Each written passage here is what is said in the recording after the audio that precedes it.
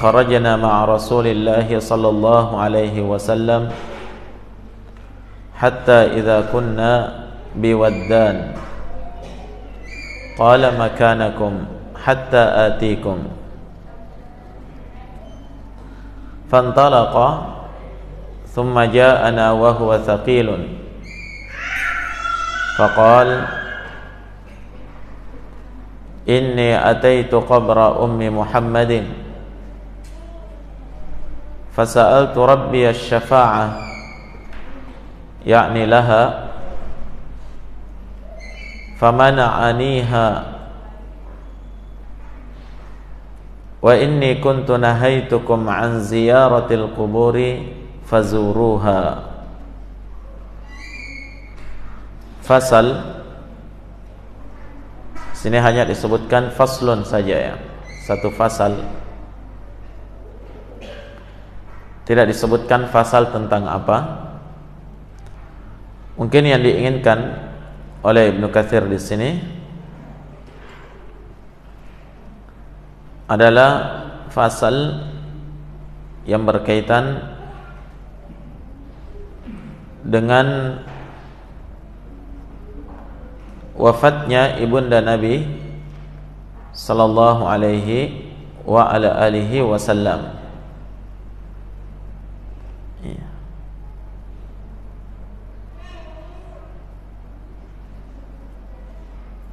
Karena sebagaimana yang telah kita sebutkan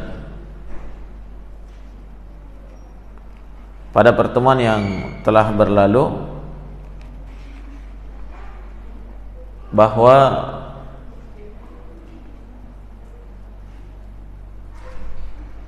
Nabi sallallahu alaihi wa ala alihi wasallam itu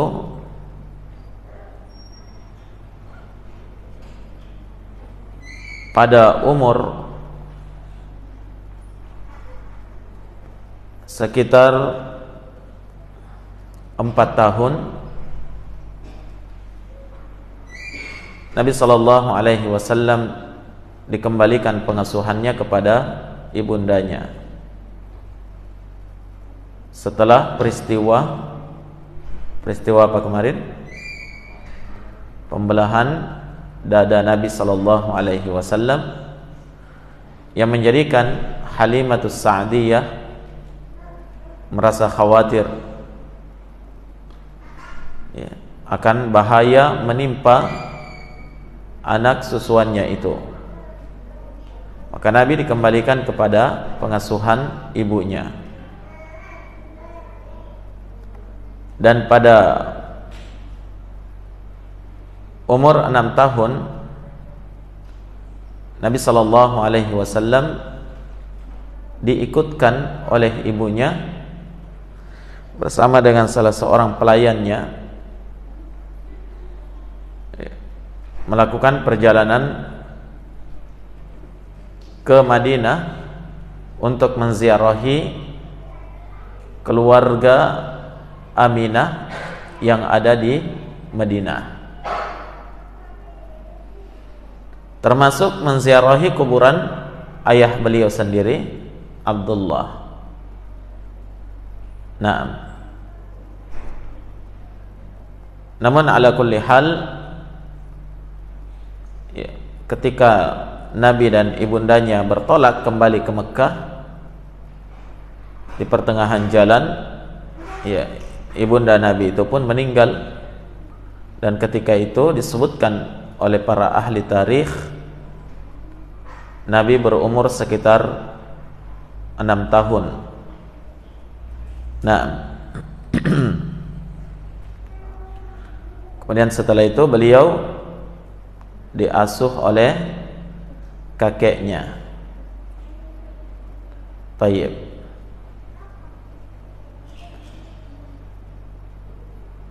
Di sini disebutkan riwayat-riwayat yang berkaitan dengan kuburan ibu Nabi sallallahu alaihi wa ala alihi wasallam. Kata Imam Ibnu Katsir rahimahullah, telah diriwayatkan oleh Imam Ahmad dari Buraidah. Beliau berkata,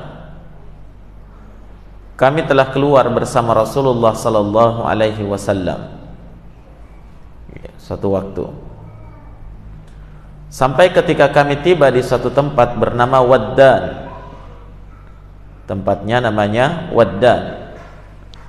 Nabi bersabda, makanakum hatta atikum,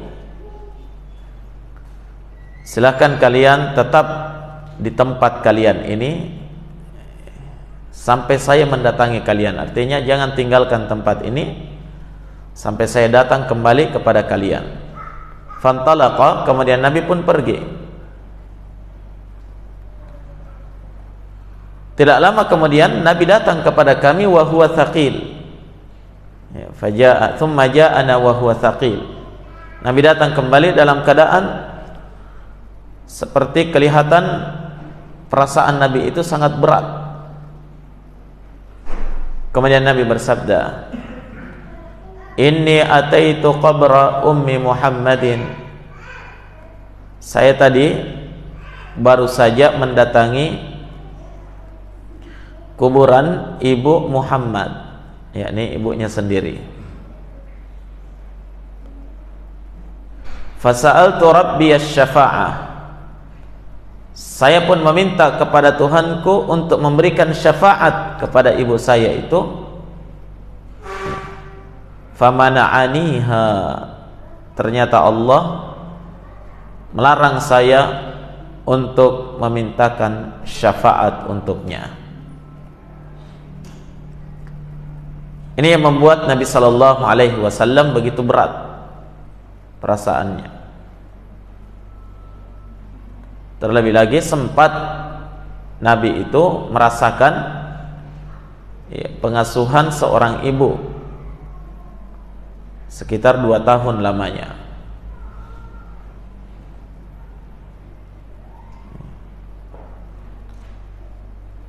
Wa inni kuntu nahaitukum an ziyaratil kubur, dan sungguh saya telah melarang kalian untuk ziarah kubur. Fazuruha, maka silahkan kalian menziarahinya. Maka di situ awal Nabi sallallahu alaihi wasallam memperbolehkan para sahabatnya melakukan ziarah kubur setelah Nabi menziarahi kubur ibunya. Karena sebelumnya Nabi melarang para sahabat untuk ziarah kubur. Kenapa? Naam, karena kehidupan para sahabat Nabi di masa jahiliyah itu sangat bergantung pada kubur. Banyak-banyak mereka memuliakan kubur dan menganggap keramat kuburan-kuburan tertentu. Bahkan banyak yang menyembah kubur. Nah, oleh karena itu Nabi di awal Islam mengharamkan para sahabatnya ziarah kubur. Ini akidah-akidah yang lama ini mau disterilkan dulu. Itu sebabnya. Tapi ketika Nabi memandang bahwa para sahabatnya itu sudah aman, akidahnya sudah kuat, maka Nabi mengatakan, dulu saya melarang kalian ziarah kubur, sekarang silahkan kalian ziarahi. Baik. Dibawakan riwayat ini oleh Imam Ibnu Katsir rahimahullah untuk mengisyaratkan bahwa ibunda Nabi sallallahu alaihi wasallam itu dikuburkan di suatu tempat yang bernama Waddan. Dan Waddan itu nama tempat antara Mekah dengan Madinah. Salah satu tempat yang berada di antara Mekah dan Madinah. Naam.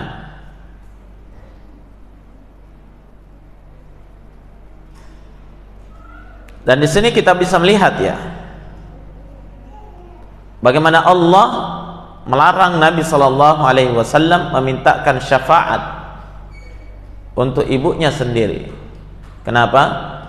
Karena ibunya ini meninggal di atas kesyirikan. Nah, Dan orang-orang yang meninggal, jelas-jelas meninggalnya di atas kesyirikan atau kekafiran, itu haram hukumnya untuk didoakan. Allah Subhanahu wa taala berfirman, "Maka lin nabi walladzina amanu ay yastaghfiru lil musyrikin walau kanu uli qurba min ba'di ma tabayyana lahum annahum ashabul jahim." Tidak pantas bagi seorang nabi dan bagi seorang yang beriman memintakan ampun, istighfar terhadap orang-orang musyrik setelah jelas bahwa mereka itu adalah penduduk neraka jahanam. Maksudnya jelas dia meninggal di atas kesyirikan atau kekafirannya. Maka tidak boleh didoakan. Nah, jangankan kita, Nabi pun dilarang untuk mendoakan ibunya sendiri karena meninggalnya di atas kesyirikan. Kata beliau, warawahul Baihaqi min tariqin ukhra anhu bilafz. Dan telah diriwayatkan oleh Imam Al-Baihaqi dari jalan yang lain dari beliau juga, yakni dari Buraidah, datang dengan lafaz intahan Nabi sallallahu alaihi wasallam ila rasmi qabrin fajalasa wa jalasa an-nasu hawlahu faja'ala yuharriku ra'sahu kal mukhatab thumma baka fastaqbalahu Umar faqala ma yubkika ya Rasulullah qala hadha qabru Aminah binti Wahab ista'dzantu rabbi fi an azura qabraha fa'adina li wasta'dzantuhu fil istighfari laha fa'aba alayya wa adrakatni riqqatuha fabakaitu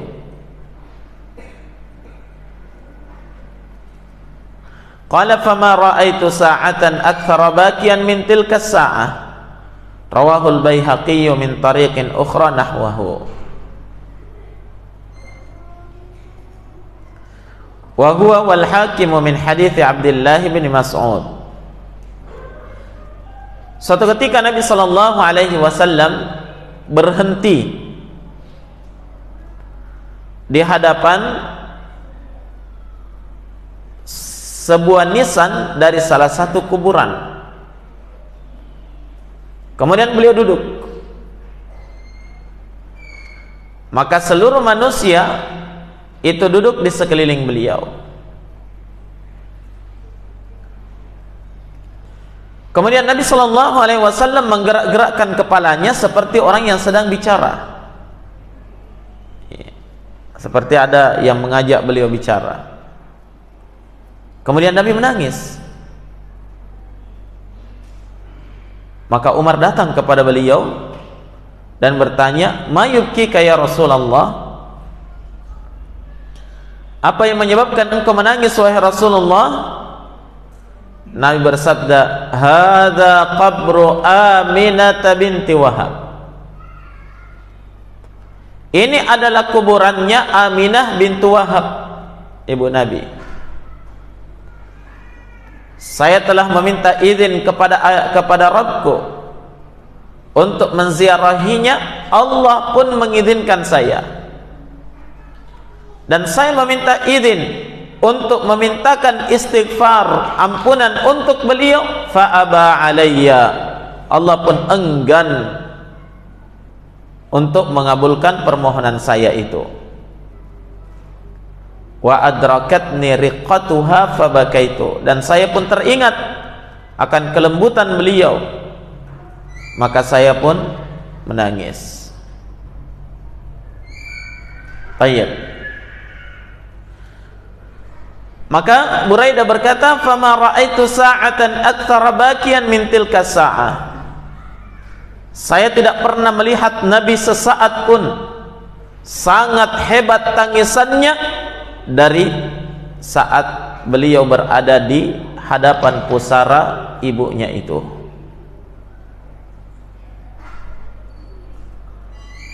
Nabi sangat sedih, ya. Seorang ibu yang telah melahirkannya sangat diharapkan oleh Nabi sallallahu alaihi wasallam keselamatannya, tapi ternyata tidak dikabulkan oleh Allah Subhanahu wa taala permohonan ampunnya. Naam. Maka di sini ada pelajaran penting bagi kita jamaah sekalian. Bahaya dari bahaya-bahaya kesyirikan adalah ketika seorang itu meninggal di atas kesyirikan, yakni syirik akbar, maka tidak bermanfaat doa siapapun terhadapnya, syafaat siapapun terhadapnya tidak akan bermanfaat. Allah Subhanahu wa taala berfirman di dalam Al-Qur'an, "Fama tanfa'uhum syafa'atus syafi'in." Maka sama sekali tidak akan bermanfaat untuk mereka, yakni orang-orang musyrik ini, syafaatnya para pemberi syafaat. Siapapun yang memberikan syafaat kepadanya, siapapun yang mendoakannya, siapapun yang memohonkan istighfar untuknya, hatta Rasulullah sendiri tidak dikabulkan oleh Allah.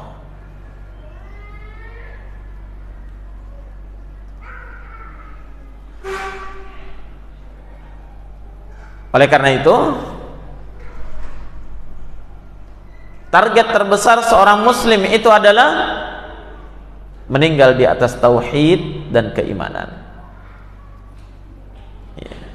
Fala tamutunna illa wa antum muslimun. Jangan meninggal kecuali kalian berada di atas keislaman. Ini adalah tonggak keselamatan seorang hamba di negeri akhirat. Karena siapa yang meninggal tidak di atas keislaman atau tidak di atas tauhidullah, resikonya itu tadi, tidak akan mendapatkan syafaat para pemberi syafaat. Seandainya pun dia memiliki anak, ya misalnya 5 orang semuanya penghafal Quran, ya, ada yang mujahid fi sabilillah dari kalangan orang-orang yang berhak memberikan syafaat, itu tidak akan bermanfaat syafaatnya untuk orang tua yang meninggal di atas kesyirikan dan kekafirannya. Jelas ya? Maka Nabi pun sangat bersedih dengan kondisi ini. Haditsnya diriwayatkan oleh Imam Al-Baihaqi dari jalan yang lain semisal dengan itu, ya. Dan Al-Imam Al-Hakim Al-Baihaqi dan Al-Imam Al-Hakim meriwayatkan, ya, riwayat yang lain dari hadis Abdullah bin Mas'ud radhiyallahu an, bukan dari hadis Buraidah. Qala wa rawa Muslimun an Abi Hurairah qala zara an-nabiy sallallahu alaihi wasallam qabra ummihi fabaka wa abka man hawlahu thumma qala ista'dhantu rabbi fi ziyarati qabri ummi fa adina li wasta'dzantuhu fil istighfari laha falam ya'dhan li fazurul qubura tudzakirukumul maut. Diriwayatkan oleh Imam Muslim dari Abu Hurairah radhiyallahu an, beliau berkata, Nabi sallallahu alaihi wasallam pernah ziarah kuburan ibunya. Beliau pun menangis di hadapan pusara ibunya dan menjadikan orang-orang yang ada di sekelilingnya juga ikut menangis. Para sahabat ikut nangis, padahal mereka tidak tahu menahu kenapa Nabi menangis. Hanya melihat Nabinya menangis, mereka juga menangis. Iya. Setelah itu baru Nabi jelaskan kenapa beliau menangis. Saya minta izin kepada Rabbku untuk menziarahi kuburan ibuku, Allah izinkan. Dan saya meminta izin untuk memohonkan ampun untuk beliau, Allah tidak izinkan untuk saya. Fazurul kubur, maka silahkan kalian ziarah kubur. Tudzakirukumul maut, itu mengingatkan kalian dengan al-maut, kematian. Baik, di sini ada tambahan tudzakirukumul maut, ziarahi kubur karena itu mengingatkan kalian dengan kematian. Maka ini asal, ingat ya, ini asal disyariatkannya ziarah kubur. Tujuannya adalah tudzakirukumul maut, mengingatkan kalian dengan kematian. Kemudian setelah itu apa? Mendoakan orang yang meninggal, bukan berdoa kepada orang yang meninggal. Begitu ya? Karena ini dilakukan oleh Nabi. Setiap kali beliau mengunjungi pekuburan Baqi', Nabi mendoakan ya orang-orang yang ada di Baqi'. Mendoakan beliau, mendoakan mereka yang berada di pekuburan Baqi'. Makanya bagi siapa yang ziarah kubur, baik di Baqi' ataupun di pekuburan kaum muslimin yang lainnya, maka ya sebaiknya dia mendoakan. Jelas ya? Ya. Adapun membersihkannya, ya, memperbaiki gundukan tanahnya ataupun nisannya dan yang lain sebagainya, ya, itu hanyalah bentuk perbuatan kebaikan sebagai bentuk bakti terhadap si mayit. Jelas ya? Bukan itu tujuan ziarah kubur. Nah, tapi tidak terlarang kalau ziarah kubur kemudian apa? Ya, memperbaiki kuburannya, membersihkannya, mencabuti rumputnya misalnya. Yang penting bukan tabur bunga. Karena tabur bunga di atas kuburan itu adalah apa? Merupakan kebiasaan orang-orang al-Yahud wan Nasara. Nah, bagaimana kalau siram kubur? Ya, disirami air. Baik. Asalnya menyirami itu tidak ada tuntunannya kecuali jika diperlukan. Ya, misalnya tanahnya itu terlalu kering mungkin sehingga tidak rapat, ya sulit untuk dipadatkan ya. Sehingga dikhawatirkan kalau tidak dipadatkan nanti baunya akan keluar sehingga diganggu oleh binatang buas. Tidak mengapa disiram, tapi disiram yang banyak ya, bukan cuma satu timba. Untuk apa itu?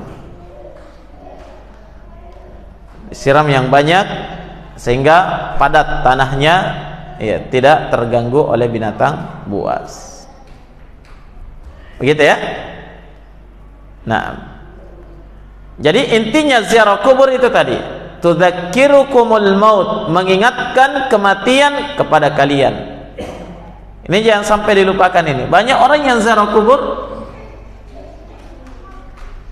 ya, ini yang terluputkan ini. Tujuan utama disyariatkannya ziarah kubur luput dari mereka. Nah, yang ada di dalam batinnya menziarahi kuburan keluarga atau orang tua itu, ya, dianggap sebagai apa? Bentuk bakti, sehingga kalau dia tidak ziarah kubur di waktu-waktu tertentu dianggap durhaka. Nah, ini belum lagi ziarah kuburnya sambil ketawa ketiwi, ngobrol, buat keributan di pekuburan dan yang lain sebagainya. Ya, ini sudah keluar dari maksud-maksud dan tujuan seorang itu ziarah kubur. Jelas ya? Ya, karena maksud dan tujuan ziarah kubur itu adalah mengingat kematian. Nabi itu kalau ziarah kubur tidak pernah ramai-ramai. Beliau kadang berdua, bertiga, kadang juga sendiri ziarah ke pekuburan Baqi'. Waktu ziarahnya juga Nabi kebanyakannya di malam hari. untuk mengingat kematian dan mendoakan para penghuni kubur. Ya. Kalau kita ziarah kubur malam hari, waduh,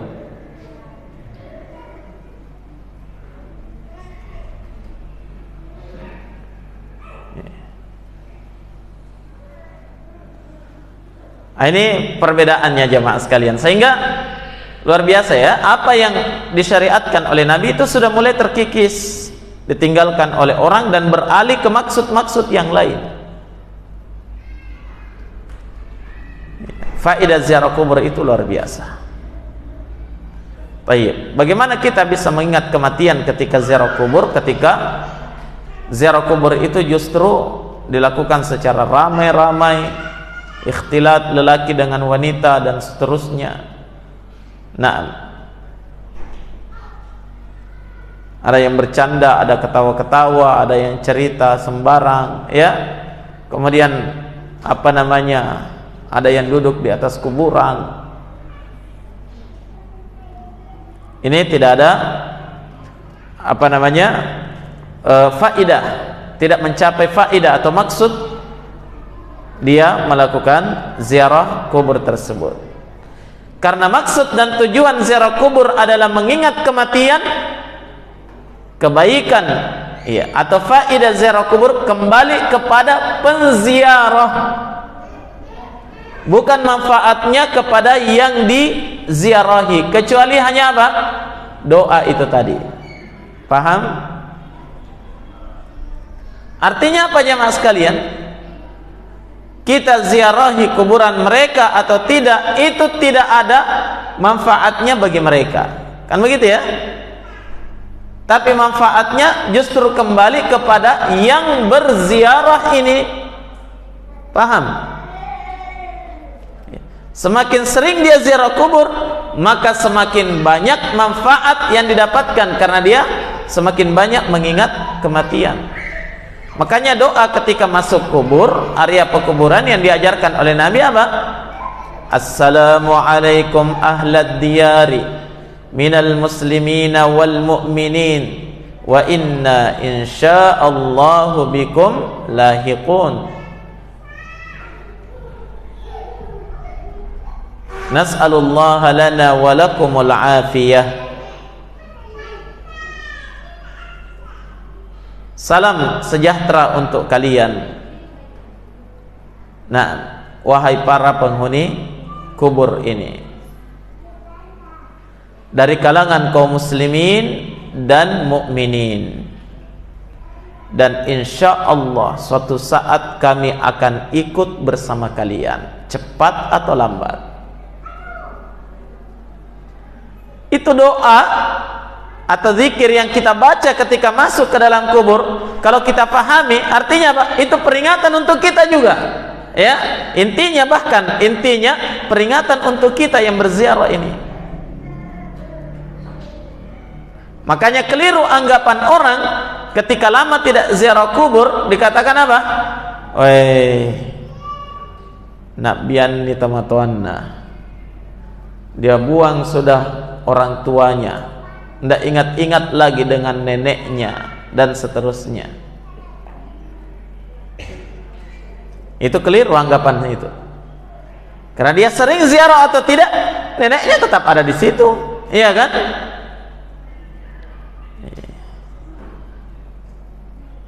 Tapi justru kalau dia jarang ziarah kubur, hatinya akan menjadi keras. Semakin lalai dengan dunia, lupa akan kematian.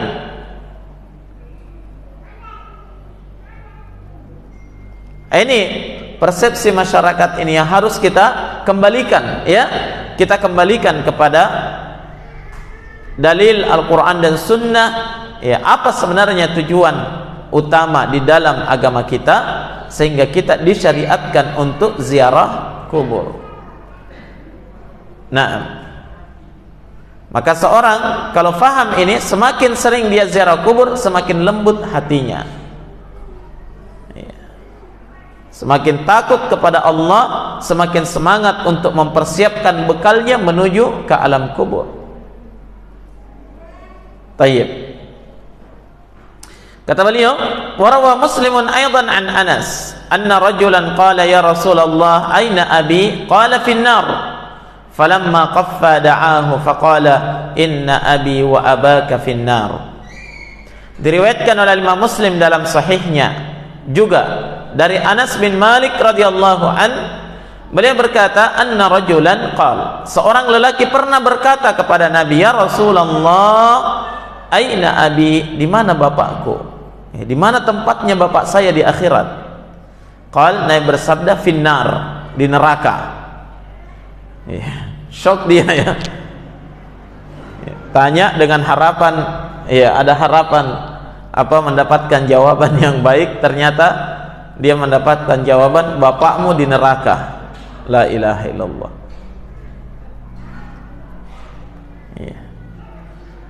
Falamma qaffa da'ahu, ketika Nabi melihat orang itu merasa berat dengan jawaban Nabi, Nabi panggil dia. Faqal, kemudian Nabi bersabda, inna abi wa abaka finnar, sungguh ayahku dan ayahmu sama-sama di neraka. Artinya tidak usah terlalu kamu ambil hati. Kenapa? Karena dia dua-duanya, ya, bapak kamu meninggal di atas kesyirikan, sama dengan bapak saya meninggal di atas kesyirikan. Kalau bapakku saja tempatnya di neraka, lebih-lebih lagi bapakmu.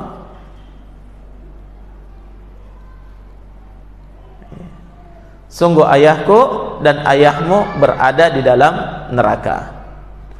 Walaupun sebahagian orang tidak mau menerima, ya, hadis ini, walaupun hadis ini diriwayatkan oleh Imam Muslim dalam sahihnya. Ada sebagian orang berdalih bahwa ayah dan ibu Nabi itu tidak mungkin, ya, tidak mungkin masuk neraka. Nah, kenapa katanya? Karena kedua orang tua Nabi itu termasuk ahlul fatrah. Apa itu ahlul fatrah? Orang yang hidup pada fase, ya, peralihan antara fase Nabi yang satu ke Nabi berikutnya. Ya, kan fase Nabi Isa, di penghujung fase Nabi Isa itu baru kemudian ada masa tidak ada Nabi dan Rasul terutus di situ, baru masuk fase, ya, kenabian Nabi Muhammad sallallahu alaihi wasallam. Ini namanya ashabul fatrah, dan itu betul. Datang dalam sebuah hadis dan Nabi sallallahu alaihi wasallam menyebutkan bahwa ahlul fatrah, ya, ada berapa golongan manusia termasuk ahlul fatrah. Orang-orang yang berada di kalangan ahlul fatrah, dan ahlul fatrah ini orang-orang yang pada hari kiamat nanti akan diuji lagi, ditanya lagi. Ya. Misalnya dia berada di atas kesyirikan atau dia berada di atas kekafiran. Naam, meninggal di atasnya, tapi dia berada di masa peralihan ini, maka mereka itu akan ditanya, diuji nanti. Di antaranya juga masuk dalam kategori ashabul fatrah itu adalah orang-orang yang hidup tidak pernah mendengar yang namanya Islam dan tauhid. Mungkin hidupnya di pedalaman sana atau, ya, orang hutan, ya, tidak pernah mendengarkan informasi tentang Islam dan tauhid. Yang seperti ini tidak serta-merta dimasukkan ke dalam neraka, tapi di akhirat dia akan diuji, begitu ya. Kalau dia mampu menjawab pertanyaan, dia masuk surga. Kalau tidak, maka dia masuk ke dalam neraka. Seperti itu. Nah, sebagian orang mengatakan kedua orang tua Nabi itu masuk dalam kategori ashabul fatrah. Tidak mungkin dia masuk, langsung dikatakan masuk neraka. Dijawab oleh Syekh Al-Albani rahimahullah dalam ta'liqnya bahwa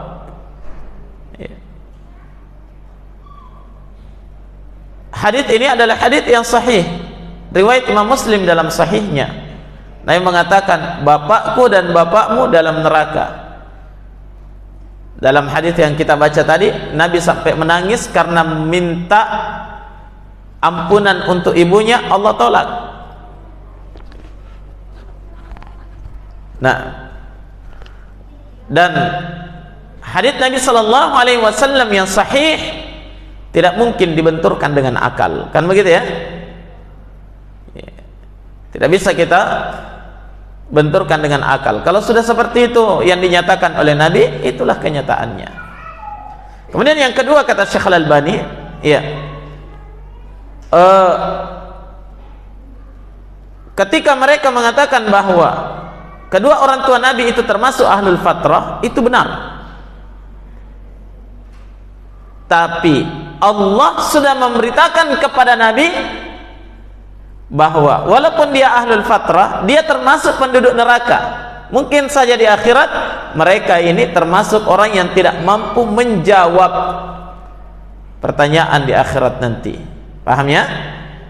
Sehingga dia tetap walaupun ashabul fatrah, tapi ashabul fatrah yang ditentukan masuk ke dalam neraka. Paham? Ya. Wallahu alam. Itu yang disebutkan oleh Syekh Al-Albani rahimahullahu ta'ala. Yang jelas seorang muslim itu mereka menerima sesuai dengan dalil yang datang selama dalil itu sahih. Wa qad rawal Baihaqi an Amir bin Sa'ad an abihi qala, dan telah diriwayatkan oleh Imam Al-Baihaqi dari Amir bin Sa'ad dari ayahnya, beliau berkata, Ja'a Arabiyyun ila Nabi sallallahu alaihi wasallam faqal inna abi kana yusalli wa kana fa aina huwa? Qala fin nar. Telah datang seorang A'rabi, Arab Badui, ya, kepada Nabi sallallahu alaihi wasallam, dan dia bertanya bahwa bapak saya itu orang yang mengerjakan salat juga. Ya, karena memang orang musyrikin dahulu mereka juga salat ya. Bahkan mereka sholatnya di depan Ka'bah. Itu orang musyrikin dahulu.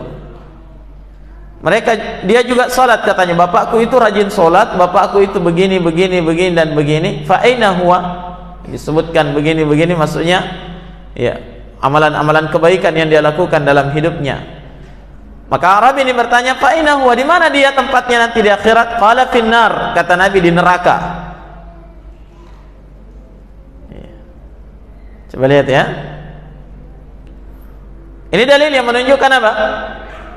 Perbuatan baik itu tidak akan bermanfaat tanpa didasari dengan akidah yang benar, tauhid yang lurus, keimanan yang kuat.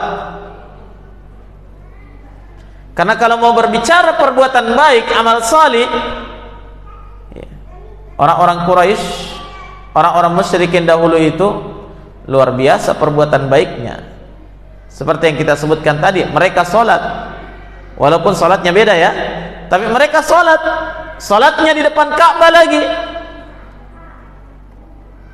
Nah, kalau mau berbicara sedekah, kedermawanan, mereka adalah orang-orang yang luar biasa dermawannya. Iya. Berbicara tentang pemuliaan terhadap Baitullah, mereka adalah orang-orang yang sangat memuliakan Baitullah.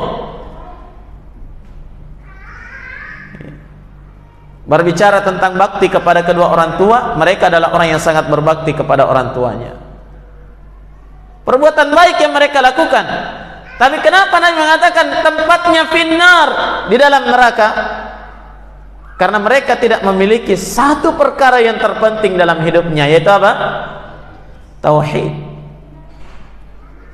Mengesahkan ibadah itu hanya kepada Allah sendirinya. Coba bayangkan kalau musim haji tiba, ya, dari adat kebiasaan orang-orang Quraisy itu, mereka betul-betul sebelum musim haji kerja menghasilkan banyak uang. Untuk apa? Untuk mereka membuat makanan di musim haji, kemudian dibagikan secara gratis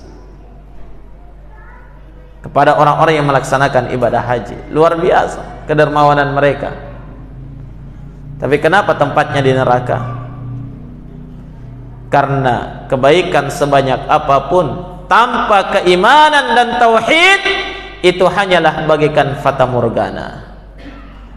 Allah Subhanahu wa taala berfirman, "Wa qadimna ila ma 'amilu min 'amalin faja'alnahu haba'an mansura."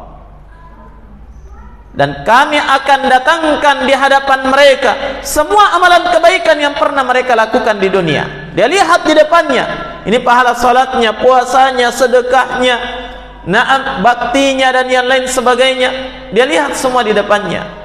Tapi karena tidak memiliki tauhid, apa kata Allah? Faja'alnahu, kami jadikan semua amalan itu haba'an mansura, debu yang berterbangan. Tidak ada manfaatnya. Baik, sinilah jamaah sekalian, Nabi mengatakan bapakmu itu di dalam neraka karena dia meninggal di atas kesyirikannya. Qala faka'anna al-a'rabi wajada min dhalik. Sepertinya orang A'rabi ini terlihat tidak mampu menerima pernyataan Nabi itu. Katakan bapakmu di neraka. Faqala ya Rasulullah, aina abuka?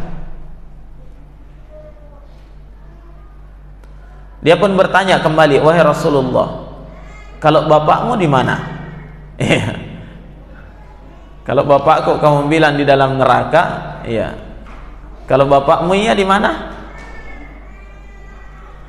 Qal, Nabi menjawab, haitsuma mararta biqabrin kafirin fabashshirhu bin nar. Nabi tidak jawab pertanyaannya, tapi Nabi langsung katakan, dimanapun kamu lewati ada kuburan orang kafir, maka berikan berita gembira terhadapnya dengan neraka. Ini penghinaan ya. Artinya apa? Siapapun dari kuburan orang yang meninggal di atas kekafiran, ini yang pantas untuk dia.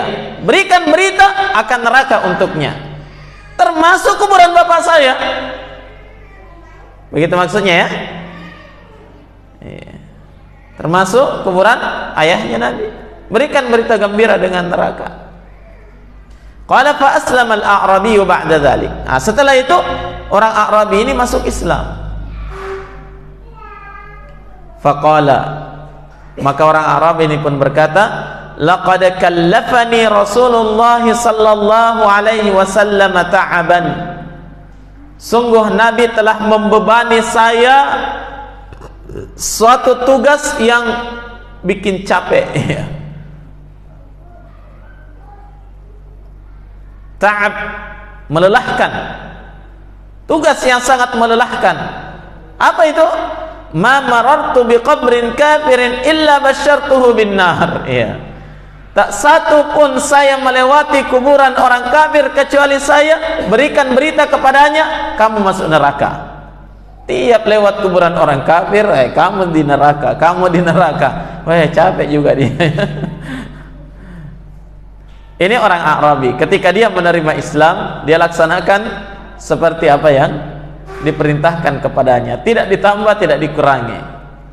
Makanya sebagian ulama kita mengatakan, ya sungguh indah agamanya orang A'rabi, ya, orang Arab Badui. Bagaimana mereka laksanakan sesuai yang datang, tidak ditambah, tidak dikurangi. Beda dengan orang yang merasa dirinya sudah modern, berada di kota. Ya, perlu dimodifikasi nih, harus ada inovasi. Ya, sholat juga dimodifikasi.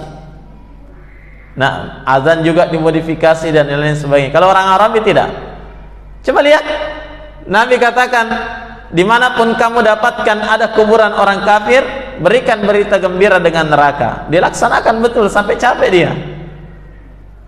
Nah,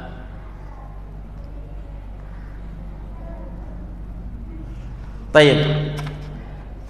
Kata Imam Ibnu Katsir rahimahullah, wal maqsudu anna Abdul Muttalib mata ala ma kana alaihi min dinil jahiliyah khilafan li firqati syi'ati fihi wa fi ibnihi Abi Talib ala ma sayati fi wafati Abi Talib. Dan yang dimaksudkan dari pembahasan ini bahwa Abdul Muttalib siapa dia?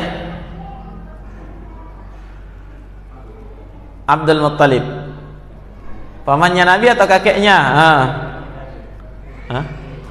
Kakeknya Nabi. Ya, kakeknya Nabi ini meninggal di atas agama jahiliyah, ya, di atas kesyirikan. Ya.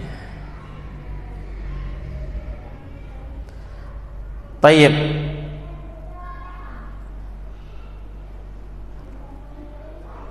Demikian pula anaknya Abu Talib, siapa dia? Pamannya Nabi. Ya, mereka itu semuanya meninggal di atas agama jahiliyah, dan kisah tentang wafatnya Abu Talib ini akan datang pembahasannya nanti, ya, pada kisah berikutnya. Baik. Sekira cukup dulu. Ya, masih ada sedikit pembahasan pada fasal ini. Sebelum masuk pada judul yang baru, insyaallah kita akan baca pada pertemuan berikutnya. Naktafi bihadza, subhanakallahumma wa bihamdik, asyhadu an la ilaha illa anta, astaghfiruka wa atubu ilaik. Tafadhalu wa